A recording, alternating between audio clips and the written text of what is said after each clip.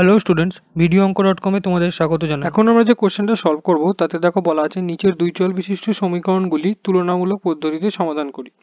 তো যে ইকুয়েশন দেওয়া আছে সেগুলো হলো 2 minus 2 into 3x minus y is equals to 10 into 4 minus y into minus 5x is equals to 4 into y minus x।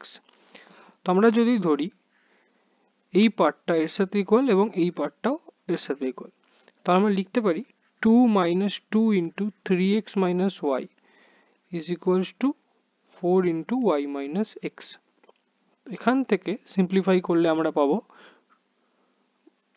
2 minus 6x plus 2y is equals to 4y minus 4x।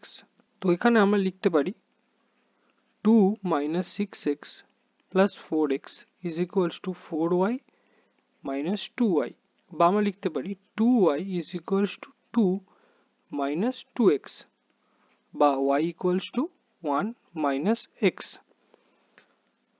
আরেকটা part পাচ্ছি 10 into 4 minus y minus 5x is equals to 4 into y minus x। তো এই পার্টটাকে যদি simplify করি আমরা পাচ্ছি 40 minus 10y minus 5x is equals to 4y minus 4x। এবার যদি আমরা লিখি এটাকে 40 minus 5x plus 4x is equals to 4y plus 10y, বা এখান থেকে লিখতে পারি 40 minus x is equals to 14y, বা আমরা লিখতে পারি y equals to 40 minus x by 14।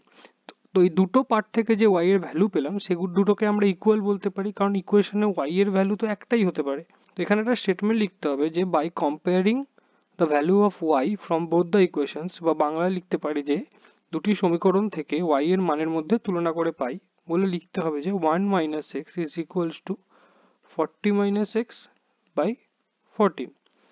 তো 14 ক্রস মাল্টিপ্লাই করলে পাবো 14 minus 14x is equals to 40 minus x, বা লিখতে পারি 14x minus x is equals to 14 minus 40।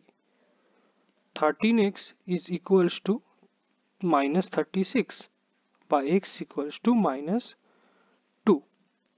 তো এই ইকুয়েশনটাকে যদি আমরা 1 নম্বর বলে কনসিডার করি আর x এর মান যদি আমরা 1 নম্বর ইকুয়েশনে বসাই তাহলে আমরা লিখতে পারি y is equals to 1 minus of minus 2, that means 1 plus 2। তো y equals to আমরা পেলাম 3। তো আমরা কি ভ্যালু পেলাম, আমরা therefore লিখতে পারি x equals to minus 2 R y equals to 3।